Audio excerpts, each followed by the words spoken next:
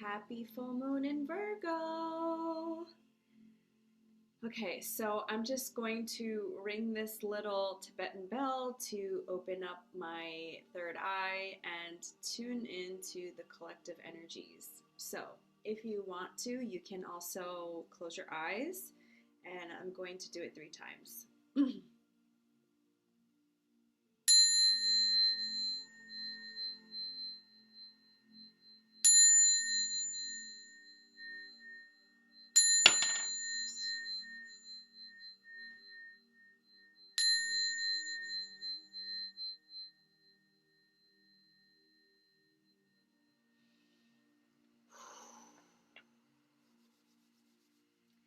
Hello and welcome back.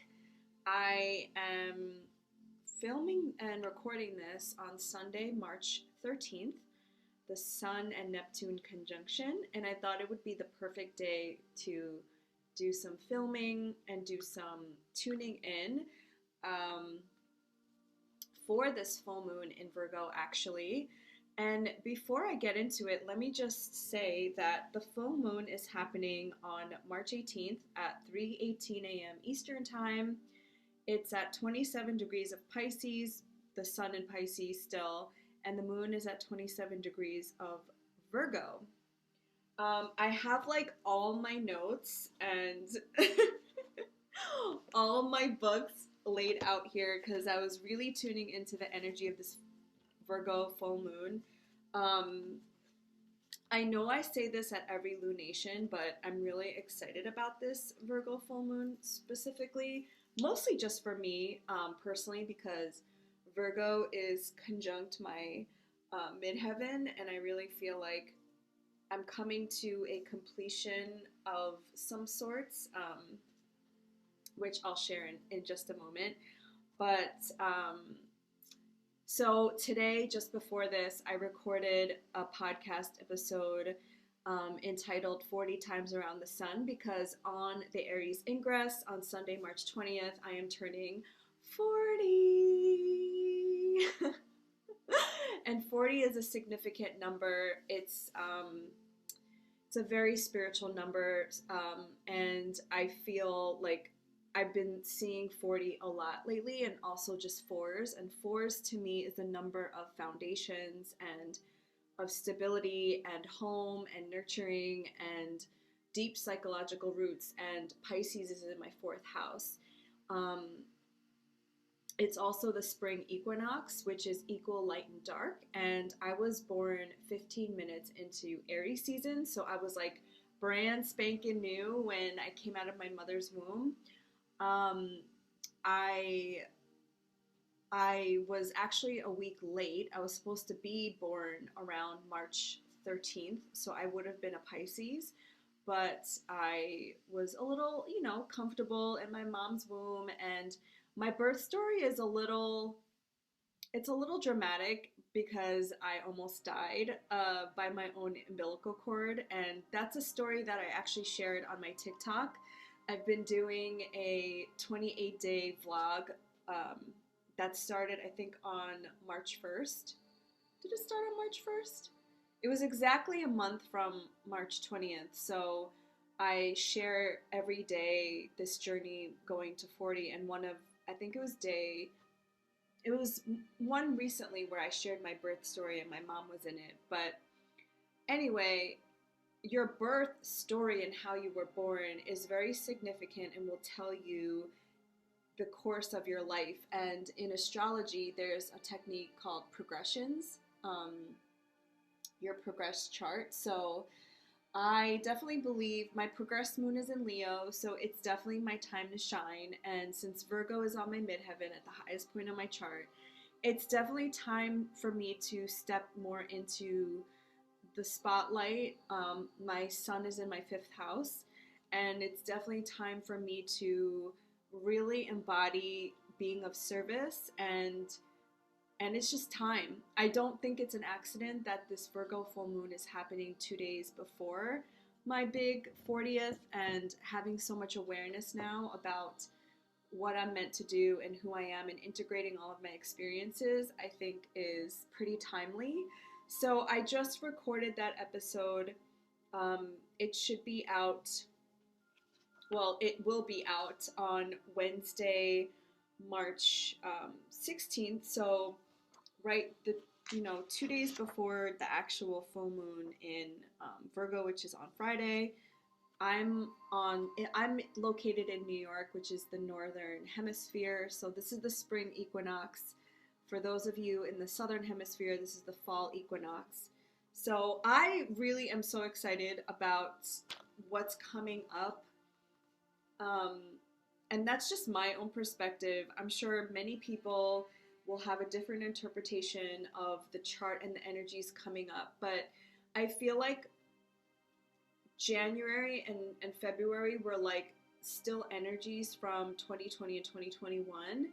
And then March was the time to like release and let go and like integrate. And now going into April, it's going to be like the first steps of like the new, whatever your new is. And that's usually what happens in the astrological new year when Aries season starts. But I go over some of that and just my own experience of my 40 years and what I'm looking forward to in that podcast episode. But this specific video is dedicated to the full moon in Virgo, but I wanted to give you a little bit of background of like the energies that I'm working with here today. And the Sun-Neptune conjunction has me super hopeful, dreamy, excited, and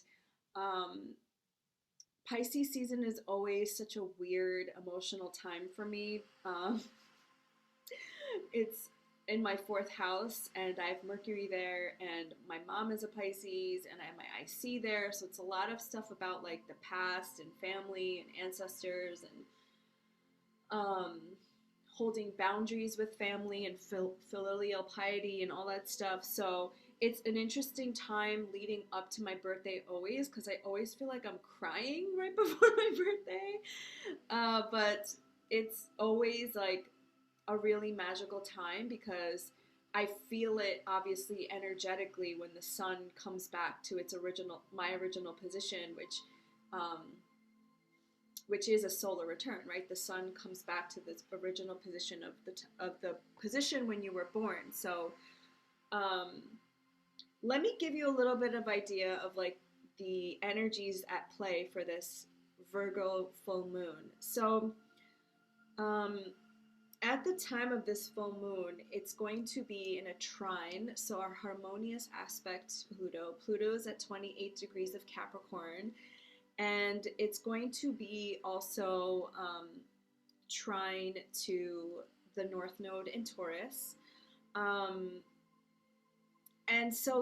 there's another, I think it's a fixed star Sedna, which I didn't do enough research around Sedna, but there's a bunch of stuff happening in the late degrees of Taurus with certain fixed stars and things like that, but I didn't have enough time to research those particular things in Taurus. But if you have time, I would highly recommend you look at that.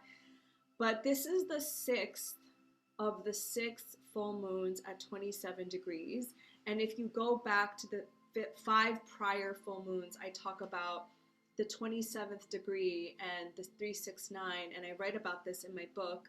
And I will definitely do a more formal announcement of when my book will come out and about the topic of my book, and I'm gonna walk you through the process of what it's all about. But I talk about the magic of the 369 number that Nikola Tesla talks about, and I really do feel the resonance of the 369. So 3 is the number of creation. It's the energy of Jupiter, so expansion, creativity, growth. The 6 is the energy of Venus. It's about harmony, bringing things together. And this is 2022 is the 6th year in numerology. And 9 is the number of completion. And this is 2 plus 7 equals 9. And 2 is a number of union. So bringing together, coming together. 7, which is my life path number, is spirituality. It's wisdom. And so there's something here about learning something, having wisdom, and coming to a place of completion, because also in tarot the Hermit is Virgo energy. And the number 9, I actually was reading this book today, which I love this book, the Tarot Handbook by Angeles Aaron. And in my daily pulls, I do a daily tarot pull for myself, and I always try to orient myself with the actual astrological correspondence to the tarot cards, because each tarot card has a correspondence. And it's interesting because the Hermit doesn't really come out for me that often, but when it does, I'm always like, let me look into what that means. So the Hermit is the number 9 card, which when I see the number 9, it's like an ending of a cycle, right? And it's a completion number in numerology. So in this book, The Hermit, it says the principle of completion, introspection, and space. And I'm just going to read the first paragraph. The Hermit represents universal principle of completion, contemplation, and introspection. This is the archetype of the wise person. The Hermit is the lantern bearer, the way shower, and the wise leader who draws upon internal wisdom and life's experience as invaluable resources for assisting others through life's processes. So I find that to be very interesting because of what I just said with the numerology, the 27. It is this number of like being wise and also a way shower for other people.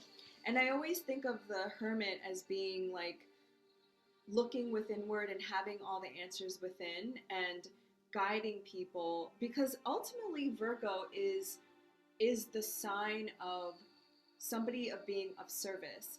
Now, in the patriarchal lens, Virgo is associated to the Virgin, a feminine archetype of purity, of cleansing, of somebody who is, like this virgin archetypical figure. But washing that away with all of the patriarchal lens, what I gain from that is that since Virgo is ruled by Mercury, and Mercury is, a very analytical, very cerebral sign, that it's not like Gemini, where Gemini gains its knowledge through interacting with other people. It's very much the social butterfly, gaining information through communication, through talking, through being in a circle of people, whereas Virgo is like, it learns through doing, through daily devotion and rituals, and just, it's a very inward energy in the expression of Mercury, versus Gemini, which is very outwardly expressed. I hope I'm articulating this correctly, because I was just trying to like wash my senses of the patriarchal notion of Virgo being the Virgin, and also Virgo being the Virgin. Virgo is not like, the decisions that Virgo comes to is not dictated by the lower base chakra like desires and the pulls of like desire and passion, and not in a bad way, but in a very upper chakra way. Like, I know because I'm being divinely guided by spirit. So I also wanted to read you the interpretation for the Ten of Pentacles, because the deacon for this full moon is the third deacon of Virgo. And what I mean by that is the astrological wheel is, so I use the whole sign house system, and each house is like a pie, and each house has 3 deacons divided by 10 degrees. So the degrees of your personal sign and your sun, moon, or rising, or any other planet is associated to a specific deacon, and each deacon is associated to a tarot card. I know that might have been confusing, but if you want to learn more about that, I interviewed Spencer Michaud on the Awaken and Align podcast, and he kind of talks about, I really believe, I think the episode is actually called Astrology as like a way to towards self-actualization, how to use myth and the deacons to like better understand yourself. So since this full moon is in the third decan, 27 degrees of Virgo, it's associated to the Ten of Pentacles.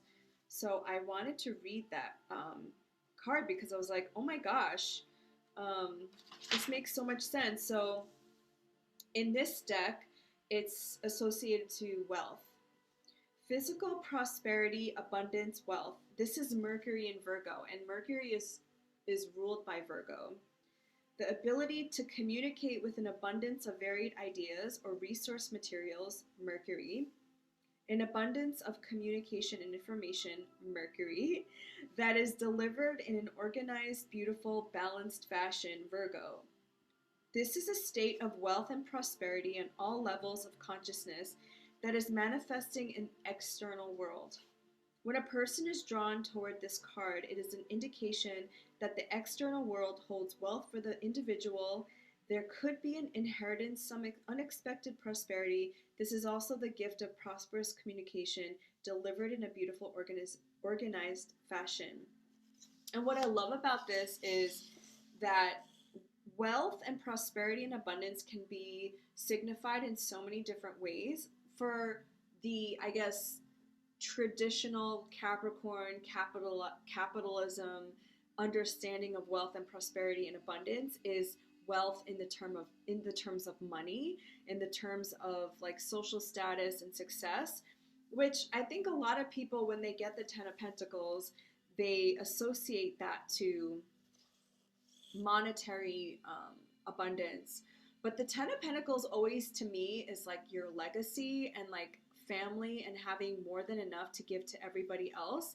And in this sense, they're saying that the Ten of Pentacles with Mercury and Virgo is having abundance and prosperity in the ability to communicate information. And that to me is so beautiful because when you, and Spencer actually says it in that episode because he has, I think he has a placement in this decan in Virgo that it's like it's a law of the universe. When you learn something through wisdom, through lived experiences, then it is almost like, I wouldn't say duty because duty makes it seem like you have to out of obligation. But when you give and share information and share with people, then by the law of prosperity and the law of abundance, you are an open channel for more information, more prosperity, and more abundance. And that, I love that so much. And because this full moon is trine to Pluto in Capricorn, I think that is the transformation of these old systems, because the old systems of Capricorn is very hierarchical. It's very pyramid scheme, right? Like you think of Capricorn and you think of like the old man behind the desk, the CEO, the boss, the girl boss, you know, and working really hard and getting after it. And I used to associate Capricorn to my corporate job, working for the man, trading hours with money.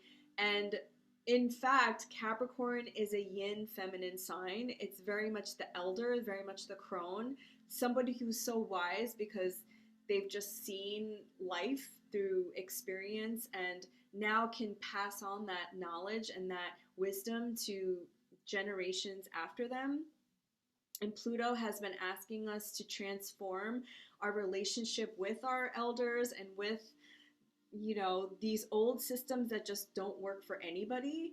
And with it being trine to Virgo, this Virgo new full moon is like, okay, now we can share that wisdom and share that communication, that knowledge with other people on how to co-create this world in a more abundant, prosperous way. And Virgo is an earth sign, and it's super It's the divine feminine. It's like this very fertile, very giving, very being of service energy. And the sun being in Pisces is like very compassionate, very spiritual, very abundant because Jupiter's there in its home sign. And I just get really, really good feelings about this. And I'm definitely projecting and putting my own biases on this chart, but take what resonates and leave what doesn't resonate. I just try to always imbue in the collective a higher timeline for all of us, because yeah, there are definitely astrologers out there who are like, we're fucked. But I see the chart as, yes, we have to accept what is and where we're coming from, but what do we do with that to create something that we want to experience? What do we want to, the experiences that we want to live in at this current time? So, other things going on in the chart is at this full moon is Venus sextile Chiron and the Sun sextile Pluto. So there's a lot of like these opportunities, I feel, with some of the things that we've been, like alchemizing from our past. And March is the third month of the year. Again, with this creation, this new beginning, starting something fresh. 18, 18 reduces to a 9. That 9 again with completion, and this is a 6 year. So again, with 369, something is being completed while simultaneously coming together and being birthed. And Venus sextiling Chiron is this opportunity for us to alchemize our wounds and our need to self-assert ourselves and be our own champion, our own leader, our own warrior. And the Sun sextile Pluto too is like another opportunity for alchemization of like these old stories, these old wounds, these old things that just don't benefit us anymore. And I honestly believe, and this is like my optimism, my Jupiterian nature coming through, that the more of us that can be happy and be in our own vibration, in our own soul's purpose, and live with joy and manifest our desires, we just automatically rise the vibration of this planet. Period. Like, people who are happy don't start wars. People who are happy don't want what other people have. They stay in their own lane, they stay focused. Venus is the planet of attraction. It binds together. And Jupiter is an expansive planet. It like wants to seek out opportunities. It's super magnetic.